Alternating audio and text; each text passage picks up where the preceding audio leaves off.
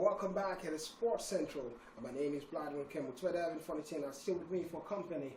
Doing the magic alongside me and ready for the talking point in the world of football. And football, here we go. Now let's talk about exciting features. Well, not directly the way, guys, it was in the books, but we'll start with a conversation from Bruce Batman. Early afternoon in the morning, they've sacked our coach now, and it's something worrisome for me to talk about. And when you look at the opportunities that come with the 36-year-old who was appointed June last year, after the loss against Bologna, the man has been sacked. But we keep it for the Champions League discussion. We'll talk about it. And while CAF Disciplinary Committee have awarded victories and 3-point and goals and fined Congo, and therefore awarded Equatorial Guinea ticket to the CHAN competition.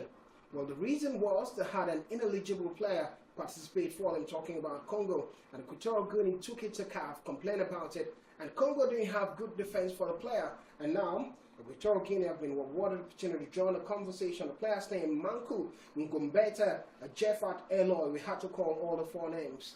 Well, a big concern, it's happening all the time in football. Funny thing, I want to get to hear it happen right or West Africa. Well, once in a while I get to hear it in South America, but not in Europe. Ineligibility of a player not good enough in Africa. Well, I think my own the basis I'm going to come from now is I don't like seeing countries qualifying for competitions like this from the back door.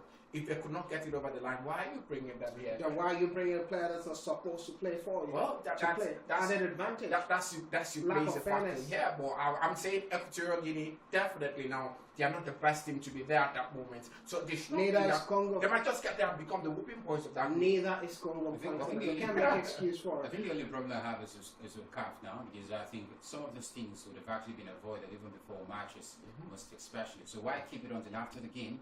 Until after, of course. Why are you blaming CAF? No, I'm sure the players are registered. Yeah, I'm looking at the database of CAF, most especially. You But get to screen CAF players. doesn't get to know where all the players are coming from. No, you get to screen players before. This is a CAF organized. Yeah. Here's the point. Let's put it clearly now. If you're CAF, how do you get to know that? Let's say Equatorial Guinea, for example, in Nigeria, which is for a player from Akwa. You don't know where the player is coming from. You don't know if the player is a Nigerian or if the player is playing club football for one academy in academy in Ghana. I understand. And now the player comes in and plays against Ghana, and Ghana says, because the data isn't there, how does CAF get to know about Then it? it's on CAF. It's on CAF because you have to do your due diligence. What do you mean by due diligence? Come on, Fresh from the country don't know what the player is. They are responsible for registering the players. The problem is, how does CAF get to know? When the countries do not know, you know the state of data in Africa. We know. Now the conversation is, I feel the opposing team had already started complaining before the game. So why not take, of course... well, there has to be investigation. I know CAF waited for Congo. Congo, you're saying this is your player because you have to give both sides fair hearing. That's what I'm saying. It takes time. And Congo came in and said, CAF said, bring the documents, the licenses that this player is playing in Congo. And Congo couldn't defend it. And that's why they're giving it to Equatorial. It's almost the same thing also, of course, for the, what's his name now? Emilio Sue. Yeah. If you were telling me CAF never knew he wasn't eligible for that national team, they knew.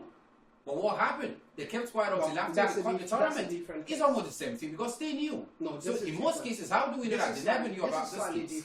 This is slightly different. Okay. Because Emilian Shaw has been playing for Equatorial Guinea for a while, and all of those things that's happened, no one doubts his nationality. He played for Spain. Yeah, it's the case for Spain, and that's what I'm saying. CAF didn't give that approval, or rather FIFA didn't give that approval, but it all happened, and over time, CAF supported it, but it took a long time for that to take place. But this is absolutely different. Well, from a Nigerian league point of view, Sunshine Stars have promoted 3 under-19 players to their main squad. Looking forward to the second half a lot of sense, I must say. The season.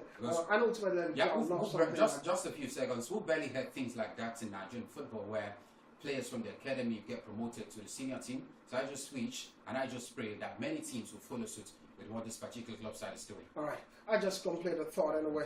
Samuel Matthew, Christopher Richard, and Rio Nkulambere were those players promoted from an under-19 into the senior team of Sunshine Stars.